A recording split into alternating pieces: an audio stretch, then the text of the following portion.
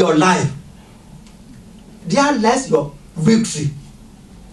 As we were told yesterday, if you want to be a real Christian, you can't be a lazy one and be a Christian. A lazy person cannot not be a Christian. If you are a lazy person, you cannot be a Christian. I'm telling you. You might be a yo-yo Christian, but to be a real Christian, whose name they will hear in the heavenly, that they will bow down, they will respect, you should be standing. You should be bold. You should be strong in your innermost being. It is time for us to rise up and be strong. Laziness shouldn't be accommodated in our life, because anybody who is not ready to go an extra mile, there is no way you can follow God, because it will come and fall back on you. God bless me. God bless me. Bless my dog. Bless my cat. No way. That is not the time we are living in. We need to live for Him. You must make up your mind to live for Him. When you live for Him, He Himself will live for you. We need to really know the reason for our existence. Why are we living? Why are you here on earth? What are you doing? Are you sent here to make money, to make sterling pounds, to build houses? That is not the basic thing. You are here to serve Him. You are here to love Him. You are here to worship Him.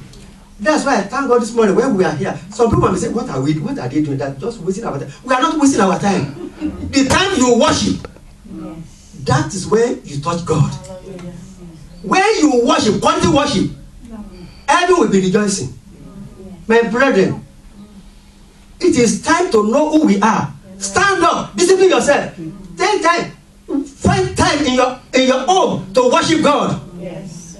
When you start worshiping God, all your needs will be met.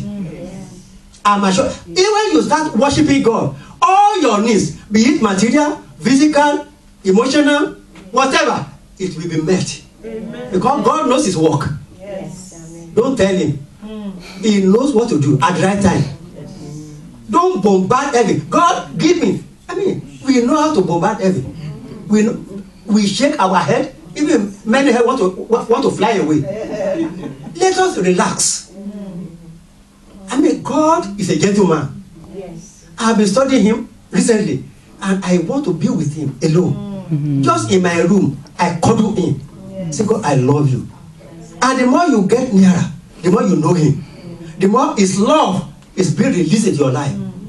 Then you'll be like God. That's it. The essence of our life is to be like Him. To be Christ-like. God has been speaking to me recently about the life of Jesus Christ here on earth. In fact, it was a challenge to me. He lived for 33.5 years. And for that 33.5 years, He did the will of God. He had challenges. Many challenges. I mean, even He was tempted. But still yet, He overcame.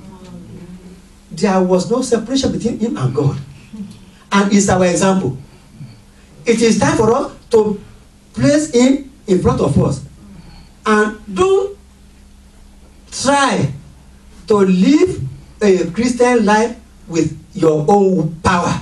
That I will do. You can't do anything. You need to invite Him. Help me, God. And you must be sincere. When you say you need Him, invite Him. In fact, I don't know. God is so close. He is so close. I don't know how to express it. He is so close. He watches over you. When you are sleeping, He doesn't sleep. You don't need to. I mean, it's amazing. When you sleep, do you know what happened? Do you know after you sleep what happens to you? You don't know. But when it's time to wake up, what happens? You wake up. He fights your battle. No matter what is happening over this earth, He is in control. He's a big God. He's an awesome God. He's a faithful God. He knows your name. Isn't that wonderful? After knowing your name, do you know? I think in one of the scriptures, Isaiah, one of the said, He tattooed. That is how it says in one translation. He tattooed. He wrote your name. Do you think about that every day? Whenever God wants to, He doesn't go further. He just look at his palm and He knows your name. Yes, He calls by your name. yes. Aren't you excited? Why are we so blinded with the enemy and bringing God to be your enemy? God is your friend. Yes. Enemy is your enemy. Devil is your enemy. Yes. Human being is not your enemy. Devil is your enemy. My dear brother, let us rise up. As I'm telling you, God is opening my eyes to see these days into the realm of the spirit, to know who He is. He is so great. He is so mighty. He is so loving. So don't be deprived. God loves you. God loves you. You need to say to yourself and hear yourself that I do it many times. When I wake up many times, do you know what I do? It's very simple. That's what we know when we get to know the Lord. The Lord is my shepherd. I will read it through on my bed. I will just read it. As I read it, it touches my life. It ministers to me. The Lord is my shepherd. I shall not want. That gives me strength. That gives me boldness. I don't need to beg. You are my Father. You know what I need. And everything will just fall at my lap. Just to be with you. Just to look unto you. I don't need to run helter-skelter anymore. Where I am today, I thank God. But now, it's like I'm just beginning. When I think of the years that I've known the Lord, I say, God, why didn't I know this before? But it's not too late. Because our God is eternal. We count years. God is eternal. So I'm a small boy, I'm a child. Amen. Do you know that? I say I'm a child. Irrespective of my age. I'm a little boy. He just carries me by himself every day. He watches over me when I'm at his path. So God loves you. Amen. My dear brethren. In fact, that has been the cry of my heart. God, please open the eyes of every believer to know this truth. Ye shall know the truth. And the truth, you know it, not to hear it alone. Hear it, know it, stick by it. The truth you know shall set you free. Amen. I believe this 3 days, you are going to be set free. Amen. From all those Egyptians. Amen. You will leave this place rejoicing. Amen. Leaping and jumping. Amen. Praising God. Amen. Your neighbors will come. What has happened to you? Come and see. Amen. Yes, it has happened. You'll be a testimony. Amen. Amen. Let's go back to our text. Surely He has borne our griefs. Please, I want you to know that Jesus has borne your griefs. You are not supposed to be in pain. You are not supposed to be depressed. You are not supposed to be stressed out. You are not supposed to be discouraged. He has borne your griefs. And what do we call griefs? Anxiety, sorrow, sickness, hurt feeling, worry. You can name it. All what Christ has done for you. You are not supposed to be in pain. I don't know. Please, as I'm speaking, as the word is coming, healing is taking place. Amen. I want you to focus. Healing is taking place. The power of God is here to heal. I know the power of God is here to heal. It's not my word, it is His word. As the word is coming forth right now, we are not supposed to carry grief. No sorrow, no sickness. You can think right now about where you are, what has been paining you, and you say you are managing. Don't manage anymore. Be free. I said, be free. Amen. In every part of be free. He has borne your diseases. It's not, it doesn't say he's going to bear it. It's already born. And when he says, I borne your disease, now, I want you to have this understanding. Your Creator, your God, your Father said, everything that has been paining you, I've taken it from your will. You are not supposed to carry it anymore. Now, what must you do? When sickness comes, when pain comes, when anxiety comes, when worry comes, you have to stand by. Hey, listen. He has borne my griefs. Amen. What he bore, I shouldn't carry it anymore. No. You need to know your right. Jesus bore my pains. He took it away. No, he shouldn't come to me anymore. So you need to rise up and speak. Don't watch at it. Don't watch at your pain that is pain. No. Pain. Let me remind you. Jesus bore my sickness. You don't belong to me anymore. Headache, you don't belong to me. Arthritis, you don't belong to me. Because I don't explain this thing, I'm free. I can't measure all those sickness. Whatever has been tormenting you, you have to tell, hey, listen. If somebody has born you, if he bore it, I don't need to bear it anymore. I'm free. We need to be practical. We need to be practical. Don't wait for any person to come to your home. You to stand up. Because you are made in his image. And he loves you. You are so precious. I mean, you need to look at yourself. Many times I go into the mirror. I say, Amos, the beloved. Yes? God is with you. I be saying, and when I say it, something is happening all over my bed, all over my body. I am the master. I am in charge. I am in charge of this life. Nobody can mess up with me. It's not pride. That's because I know who I know. And I know that somebody cares for me. And I walk in that authority. I'm reminding you, my brethren, that is how God has ordained your life. Walk in liberty. Walk in freedom. Enjoy your life to the maximum. Yes, John 10:10. In fact, you need to read it and read it until Revelation comes. And one thing the Lord is now making me to know is that it is possible to read Bible from Genesis to Revelation. You can read it without revelation. No impact. That is what God is telling me now. That without revelation, because recently I got revelation of some words. I said, "Hey, God, this is it," and I said, "Hey, Lord, thank you, I got it. I get it again. I get another one. When I read the verse, I get it again, and I've been reading this for years. It doesn't make any meaning. Please, I want to advise you. Anytime you want to go into the Word of God, say, Father, please give me revelation. Give me revelation.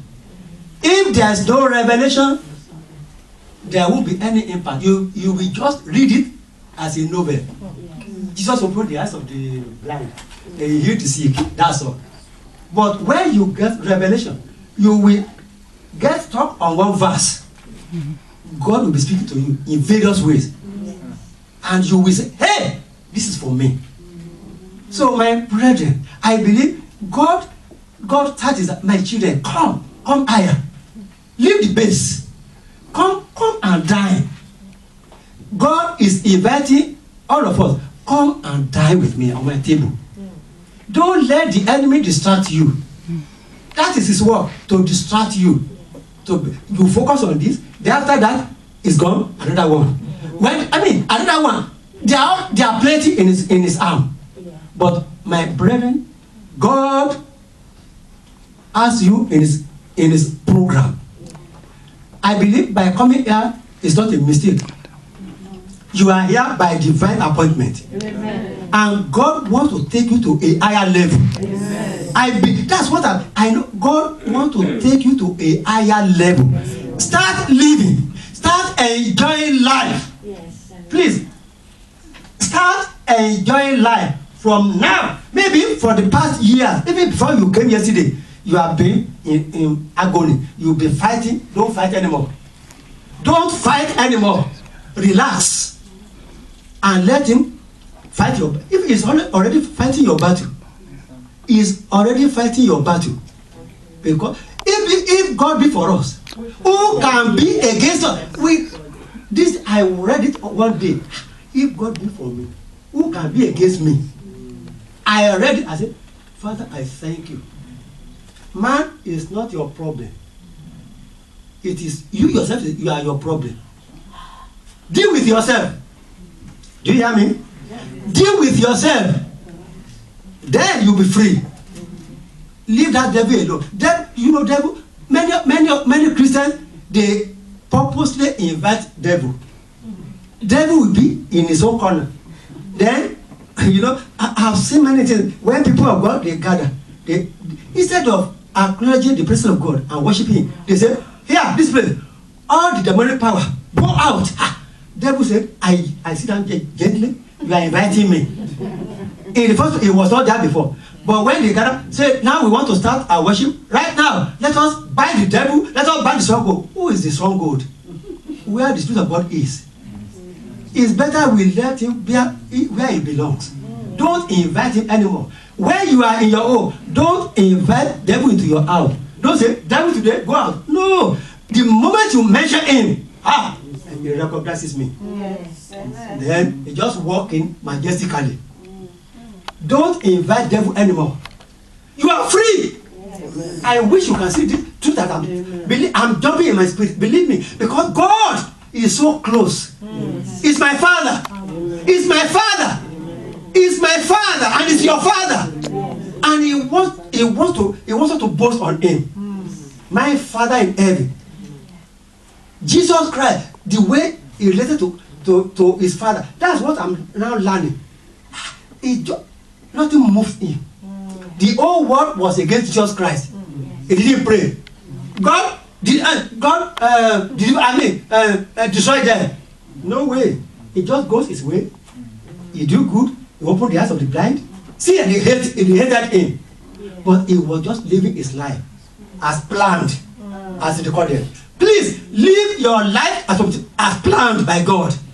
Don't see that woman in your community or in your family. That old woman is pinching me. No way. It's a lie. You are only pinching yourself. Be free. Be free. I believe that is the declaration that the Lord led me. Be free. Amen. Walk in freedom. Yes. Mentally, physically, spiritually, health-wise, relationally. Walk free. Amen. You are delivered. Yes. We are the redeemed of the Lord. Yes. That word is powerful. I think Psalm 106. Let the redeemed of the Lord say so. Let the redeemed of the Lord say so. Say what? Say what God has said. Amen. Always say, if you can't pray, say what God has said. That's all. Yes. Don't waste your time just repeating words. Repeating words. Some people they say they pray overnight. And what do they pray for? Just sit down. Say what this word says. The word works. Yes. This word works. Yes. I believe if you know me before, what I'm doing, you won't think I can do it. God has changed me. He has transformed me. I used to be a very quiet man. I'm still quiet. I'm a gentle boy. But when the word of God comes into my life, I become a lion. Believe me, I become bold. I'm not afraid of anything. Believe me, because God has revealed Himself to me. I know who I am. Know who you are in Christ. Amen. Please, know who you are in Christ. Know who you are in Christ. Be bold as a lion. Yes. And just, be His friend. It's good to be the friend of God. When I take this word, I don't know where to read. Because if you read a verse, God will just be speaking. Now, when I say God speaks, not like a thunder, not that maybe something will be shaking. No, in my innermost being, and I will be. I mean, it just be coming from left and right about him, his nature, his character. I was trying to study the life of Jesus Christ. It really challenged me. Believe me, he lived his life. He was not. No, he wasn't worried. He did. When there's nothing, when there wasn't anything, I mean, they were confronted about the pain of tax. You know, he didn't have anything. They have to tell master. They're asking for tax. So how are we going to get it? Go to the brook, take the first fish, then open it, pay our tax. He didn't go and pray. Hey, God. No. The same thing you are. You know, what we are always confronted with is financial. Can I bear witness? Let me tell you, God owns everything. He will never forget you. Even at the last minute, at the last minute, the Lord will rise up on your behalf. Don't panic. Don't panic. What do I say? Don't panic. Be at rest. Believe me. Be restful. Be restful. He has borne all